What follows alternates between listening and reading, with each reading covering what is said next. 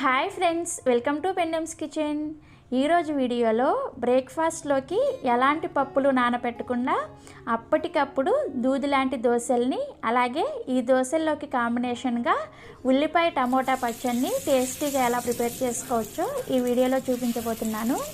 ఇక్కడ నేను చూపించబోయే విధంగా బ్రేక్ఫాస్ట్ని ఒక్కసారైనా సరే ట్రై చేసి చూడండి. మీ ఇంట్లో వాళ్ళందరూ కూడా ఖచ్చితంగా లైక్ చేస్తారు. సో ఇక ఏమాత్రం ఆలస్యం చేయకుండా అప్పటికప్పుడు ఈ దూది లాంటి దోశల్ని అండ్ టేస్టీ చట్నీని ఎలా ప్రిపేర్ చేసుకోవచ్చో ఈ వీడియోలోకి వెళ్ళి చూసేయండి. ఫస్ట్ దోశల పిండి కోసమని ఒక బౌల్ తీసుకొని అందులోకి 2 కప్పుల మరమరాలను వేసుకోండి. మేమైతే వీటిని మరమరాలనే అంటాము, కొంతమంది వీటిని బొరుగులను కూడా అంటారనమాట. సో ఇలా 2 కప్పుల మరమరాల గిన్నెలోకి వేసుకున్న తర్వాత ఇవి మునిగేంత వరకు నీళ్ళని పోసుకోండి. నీళ్ళని పోసుకున్నా కానీ ఇవి దాదాపుగా ఇలా పైకి తేలుతూ ఉంటాయి అన్నమాట. సో అందుకని గరిటెతో ఈ విధంగా కొంచెం లోపలికి ప్రెస్ చేశారంటే మనకి ఇవి చక్కగా నానుతాయి అన్నమాట. సో ఇలా గరిటెతో ఒకసారి ఇలా ప్రెస్ చేసుకొని వీటిని ఒక 10 నిమిషాల పాటు నానబెట్టుకోవాలి. ఇప్పుడు ఈ గిన్నెని పక్కన పెట్టేసుకొని ఇంకొక గిన్నెని తీసుకొని మీరు ఇందాక ఏ కప్పుతో అయితే మరమరాలను వేసుకున్నారో అదే కప్పుతోటి 1 కప్పు బొంబాయి రవ్వను వేసుకోండి. దీన్నే ఉప్మా రవ్వ, సూజీ అంటారనమాట. మీరు మరమరాలు ఎంత క్వాంటిటీలో తీసుకున్నారో అందులో సగం బొంబాయి రవ్వను వేసుకోవాలి. ఇక్కడ మనం మరమరాలు 2 కప్పులు తీసుకున్నాం కదా, అందుకోసం ఇలా 1 కప్పు బొంబాయి రవ్వను వేసుకున్నాను. నెక్స్ట్ ఇందులోకి 1/2 కప్పు కొద్దిగా లైట్గా పులిసిన పెరుగును వేసుకోండి. ఒకవేళ మీ దగ్గర పులిసిన పెరుగు లేకపోతే కమ్మటి పెరుగు అయినా సరే వేసుకోవచ్చు. కాకపోతే కమ్మటి పెరుగు వేసుకునే వాళ్ళు ఇందులోకి 1/2 చెక్క వరకు నిమ్మరసాన్ని కూడా వేసుకోండి. నెక్స్ట్ ఇందులోకి 1/2 కప్పు వరకు నీళ్ళను కూడా వేసుకోండి. ఇలా రవ్వని, పెరుగుని, నీళ్ళని వేసుకొని ఒకసారి ఇదంతా కూడా చక్కగా కలిపేసుకోవాలి. సో కలుపుకున్న తర్వాత మీకు ఇక్కడ మేము కన్సిస్టెన్సీ చూపిస్తున్నాను చూసారా, మనకి రవ్వ మిశ్రమం అనేది ఈ కన్సిస్టెన్సీలో ఉండాలన్నమాట. ఇలా కలుపుకొని ఈ రవ్వని కూడా ఒక 10 నిమిషాల పాటు నానబెట్టుకోవాలి. సో మనకి మరమరాలు అండ్ రవ్వ నానేలోపు మనం ఈ దోశల్లోకి టేస్టీగా ఉల్లిపాయ టమోటా పచ్చడిని ప్రిపేర్ చేసేసుకుందాము. ఈ ఉల్లిపాయ టమోటా పచ్చడిని ప్రిపేర్ చేసుకోవడం కోసం స్టవ్ ఆన్ చేసి ఇలా ఒక ప్యాన్ పెట్టుకొని అందులోకి 1 టేబుల్ స్పూన్ నూనెను వేసుకొని వేడి చేసుకోండి. నూనె కాస్త వేడైన తర్వాత ఇందులోకి 1 టేబుల్ స్పూన్ దాకా పచ్చిశనగపప్పుని వేసుకోండి. అలాగే 1 టీ స్పూన్ దాకా మినపప్పును కూడా వేసుకోండి. ఈ రెండింటిని కూడా లో ఫ్లేమ్లో కొద్దిగా లైట్గా రంగు మారే వరకు వేయించుకోవాలి. సో ఇవి రెండు ఇలా కొద్దిగా లైట్గా రంగు మారేటప్పుడు మీరు తినే కారానికి తగ్గట్టుగా ఎండుమిర్చిని వేసుకోండి. ఇక నేను ఒక 8 నుంచి 10 వరకు ఎండుమిర్చిని వేసుకున్నాను. నెక్స్ట్ ఇందులోకి 1/2 టీ స్పూన్ దాకా ధనియాలను వేసుకోండి. ధనియాలని మరీ ఎక్కువగా వేసుకోవద్దు, జస్ట్ 1/2 టీ స్పూన్ వేసుకుంటే సరిపోతుంది. ఈ ఎండుమిర్చిని అండ్ ధనియాలను కూడా ఒక 30 సెకండ్ల పాటు లో ఫ్లేమ్లోనే ఫ్రై చేసుకోవాలి. సో ఇలా ఒక 30 సెకండ్ల పాటు ఫ్రై చేసుకున్న తర్వాత ఇప్పుడు ఇందులోకి ఒక మీడియం సైజ్ ఉల్లిపాయని ఇలా కొద్దిగా రఫ్గా ముక్కలుగా కట్ చేసుకొని వేసుకోండి. నెక్స్ట్ ఇందులోకి 1 రెమ్మ కరివేపాకు, అలాగే 1 ఇంచి అల్లం ముక్కను కూడా వేసుకొని వీటిని కూడా మనం లో టు మీడియం ఫ్లేమ్లో ఈ ఉల్లిపాయ అనేది కొద్దిగా మెత్తబడేంత వరకు ఫ్రై చేసుకోవాలి. ఉల్లిపాయని మరీ గోల్డెన్ బ్రౌన్ కలర్ వచ్చేంత వరకు ఫ్రై చేసుకోకూడదు, మనకి జస్ట్ ఇవి ట్రాన్స్పరెంట్గా అయ్యేంత వరకు ఫ్రై చేసుకుంటే సరిపోతుంది. ఉల్లిపాయ ఈ విధంగా మెత్తబడిన తర్వాత ఇప్పుడు ఇందులోకి 3 మీడియం సైజ్ టమోటాలని ఇలా ముక్కలుగా కట్ చేసుకొని వేసుకోండి. అలాగే ఒక చిన్న ముక్క చింతపండును వేసుకోండి. చింతపండుని మరీ ఎక్కువగా వేసుకోవద్దు, మనకి టమోటాలు ఆల్రెడీ పుల్లగా ఉంటాయి కదా, జస్ట్ కొంచెం వేసుకుంటే సరిపోతుంది. నెక్స్ట్ ఇందులోనే మీ రుచికి సరిపడా ఉప్పును కూడా వేసుకొని ఇదంతా కూడా ఒకసారి కలిపేసుకొని మూత పెట్టేసి ఈ టమోటా ముక్కలు మెత్తబడేంత వరకు మీడియం ఫ్లేమ్లో ఉడికించుకోవాలి. ఇక్కడ నేను మీకు టమోటా ముక్కలు మెత్తబడిన తర్వాత చూపిస్తున్నాను చూసారా, ఇవి మరీ మెత్తగా పేస్ట్ లాగా అవ్వాల్సిన అవసరం ఏమీ లేదు, ఇలా కొంచెం మెత్తగా అయితే సరిపోతుంది అనమాట.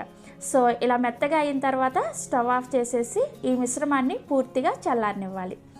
మనకి ఈ చట్నీ మిశ్రమం పూర్తిగా చల్లారిన తర్వాత మిక్సీ జార్లోకి వేసుకో.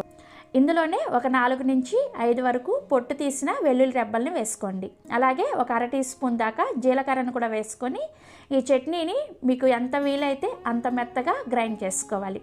మీరు గ్రైండ్ చేసుకునేటప్పుడు అవసరమైతే కొద్దిగా నీళ్ళను కూడా వేసుకొని గ్రైండ్ చేసుకోవచ్చు.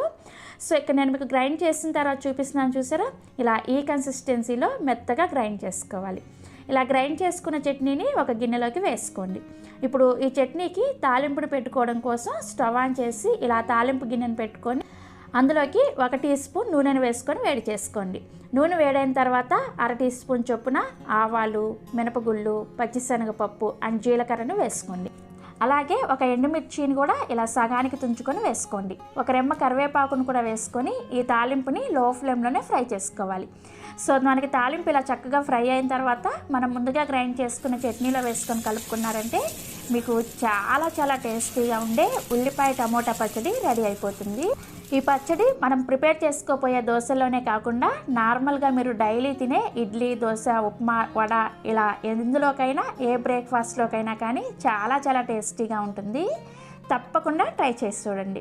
సో మనకి చట్నీ రెడీ అయిపోయేలోపు మరమరాలు కూడా చక్కగా నానిపోయాయి. చూసారా, మనం ఒక మరమరాలను తీసుకొని ఇలా ప్రెస్ చేసామంటే ఇలా సాఫ్ట్గా ఉండాలన్నమాట. జస్ట్ ఒక 10 నిమిషాల్లోనే ఈ విధంగా చక్కగా నానిపోతాయి. అలాగే మనం పెరుగులో నానబెట్టుకున్న రవ్వ కూడా చక్కగా ఈ పెరుగు నీళ్ళని పీల్చేసుకొని నానిపోయిందనమాట. సో ఇప్పుడు వీటిని గ్రైండ్ చేసుకోవడం కోసం మిక్సీ జార్లోకి ఫస్ట్ నీళ్ళేమీ రాకుండా మరమరాలను మాత్రమే మిక్సీ జార్లోకి వేసుకోండి. అలాగే మనం ముందుగా పెరుగులో నానబెట్టుకున్న బొంబాయి రవ్వను కూడా ఇదే మిక్సీ జార్లోకి వేసుకోవాలి. వేసుకొని ఒక 1/2 కప్పు వరకు నీళ్ళని పోసుకొని వీటిల్ని బాగా మెత్తగా గ్రైండ్ చేసుకోవాలి. మీకు ఎక్కడ కూడా మరమరాలు అనేది తగలకుండా బాగా మెత్తగా వెన్నలాగా ఈ పిండిని గ్రైండ్ చేసుకోవాలి. ఇక నేను మీకు గ్రైండ్ చేసిన తర్వాత చూపిస్తున్నాను. చూసారా, మనం గ్రైండ్ చేసిన తర్వాత పిండి అనేది ఈ విధంగా చక్కగా నురగలాగా ఉండాలన్నమాట. ఇలా ఉంటే మీకు దోశ అనేది చక్కగా సాఫ్ట్గా వస్తుంది. అలాగే మీరు ఒకసారి ఈ పిండిని ఈ విధంగా చెక్ చేసుకున్నారంటే మీకు ఎక్కడ బరక అనేది లేకుండా మెత్తగా స్మూత్గా ఉండాలన్నమాట. ఈ విధంగా గ్రైండ్ చేసుకోవాలి. ఇలా గ్రైండ్ చేసుకున్న పిండిని ఒక గిన్నెలోకి వేసుకోండి. నెక్స్ట్ ఇందులోకి మీ రుచికి సరిపడా ఉప్పుని, అలాగే ఒక 1/2 టీ స్పూన్ వరకు బేకింగ్ సోడాని కానీ, బేకింగ్ పౌడర్ని కానీ, లేదంటే ఈనోని కానీ వేసుకోండి. మీ ఇంట్లో ఏది అవైలబుల్గా ఉన్నా కానీ ఒక 1/2 టీ స్పూన్ వరకు వేసుకోండి. నేనైతే ఇక్కడ బేకింగ్ పౌడర్ని వేసుకున్నాను. ఈ బేకింగ్ పౌడర్ పైన 1 టీ స్పూన్ వరకు నీళ్ళని వేసుకొని పిండిలో కలిసేటట్లుగా చక్కగా కలిపేసుకోవాలి. మీకు ఒకవేళ ఇలా బేకింగ్ సోడాని, బేకింగ్ పౌడర్ని కానీ, ఈనోని కానీ వేసుకోవడం ఇష్టం లేకపోతే మామూలుగా పిండిని న్యాచురల్గా ఫర్మెంట్ చేసి మరమరాలతో సాఫ్ట్ దోశని ఎలా వేసుకోవాలో ఆల్రెడీ మన ఛానల్లో పెట్టాను అనమాట. ఆ వీడియోని కూడా చాలామంది చూసి మంచి ఫీడ్బ్యాక్ ఇచ్చారు. మీలో ఎవరైనా ఆ వీడియో చూడకపోతే ఈ వీడియో కింద డిస్క్రిప్షన్లో లింక్ ఇస్తాను, ఒకసారి చెక్ చేయండి. సో ఇలా బేకింగ్ సోడాలు వేసుకోవడం ఇష్టం లేని వాళ్ళు ఆ వీడియో చూసి నేచురల్గా పిండిని ఫర్మెంట్ చేసి కూడా మీరు సాఫ్ట్ దోశలు వేసుకోవచ్చు అనమాట. సో పిండిలో ఉప్పు అలాగే బేకింగ్ పౌడర్ చక్కగా కలిసిపోయిన తర్వాత మీకు పిండి కన్సిస్టెన్సీ చూపిస్తున్నాను. చూసారా, మనకి ఈ విధంగా గరిటె జారుగా ఉండాలన్నమాట. పిండిని మరీ గట్టిగా ప్రిపేర్ చేసుకున్నారంటే మీకు ఈ దోశ అనేది సరిగా రాదనమాట, పెనానికి అతక్కుపోతుంది. కాబట్టి ఇలా కొంచెం లూజ్గా ఈ వీడియోలో చూపించిన విధంగా ప్రిపేర్ చేసుకోండి. సో మనకి దోశల పిండి రెడీ అయిపోయింది. ఇప్పుడు దోశ వేసుకోవడం కోసం స్టవ్ ఆన్ చేసి దోశల పెనాన్ని బాగా వేడి చేసుకోండి.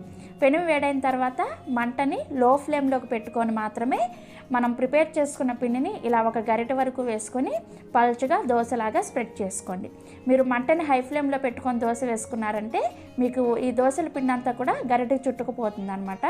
కాబట్టి లో ఫ్లేమ్లో పెట్టుకొని మాత్రమే ఇలా దోశను వేసుకోండి. దోశ వేసుకున్న తర్వాత మంటని మీడియం ఫ్లేమ్లోకి పెట్టుకొని దోశ పైన పిండి అంతా కూడా ఉడికేంత వరకు ఉడికించుకోవాలి. సో దోశ పైన పిండి అంతా కూడా ఉడికిన తర్వాత మీరు కావాలంటే దీని మీద కొద్దిగా నూనెని కానీ నెయ్యిని కానీ వేసుకోండి.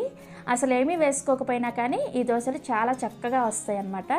సో నేనైతే కొద్దిగా ఒక 1/2 టీ స్పూన్ దాకా నూనెను వేసుకున్నాను. ఇలా నూనెను వేసుకున్న తర్వాత ఈ దోశ ఒకవైపు చక్కగా కాలిన తర్వాత దీన్ని రెండో వైపు కూడా తిప్పుకొని రెండో వైపు కూడా 1 నిమిషం పాటు ఫ్రై చేసుకోండి. సో దోశ రెండు వైపులు చక్కగా కాలిన తర్వాత చూపిస్తున్నాను. చూసారా ఎంత పల్చగా ఎంత బాగా ఉందో, మీకు దోశ చూస్తేనే అర్థమైపోతుంది కదా ఎంత సాఫ్ట్గా ఉంటుంది అనేది. సో ఇలా రెండు వైపులు కూడా దోశని కాల్చుకొని సర్వింగ్ ప్లేట్లోకి తీసుకోండి. ఇదే విధంగా మిగిలిన పిండితో కూడా చక్కగా దోశలు వేసేసుకోండి. ఇక్కడ నేను చూపించిన క్వాంటిటీకి మీకు ఒక 10 నుంచి 12 దోశల వరకు రెడీ అవుతాయి అన్నమాట. సో దాన్ని బట్టి మీరు క్వాంటిటీలని పెంచుకోవడం కానీ తగ్గించుకోవడం కానీ చేసుకోండి. ఎందుకంటే ఈ పిండి అనేది నిల్వ ఉండదు అనమాట, మనం అప్పటికప్పుడే ప్రిపేర్ చేసుకొని అప్పటికప్పుడే దోశలు వేసుకోవాలి. సో చూసారు కదా దోశ అనేది ఎంత సాఫ్ట్గా ఎంత బాగుందో. ఇక నేను మీకు ఒక దోశ చూపిస్తున్నాను. చూసారా ఎంత సాఫ్ట్గా ఉందో, మీకు చూస్తేనే నోట్లో నీళ్ళు ఊరిపోతున్నాయి కదా. సో తప్పకుండా ట్రై చేసి చూడండి. ట్రై చేస్తారు కదా, ట్రై చేసిన తర్వాత మీ ఫీడ్బ్యాక్ని నాతో షేర్ చేసుకోవడం అస్సలు మర్చిపోవద్దు. అలాగే ఈ వీడియో మీకు నచ్చితే ఒక లైక్ చేసి మీ ఫ్రెండ్స్కి అండ్ రిలేటివ్స్కి కూడా షేర్ చేయండి. Thank you.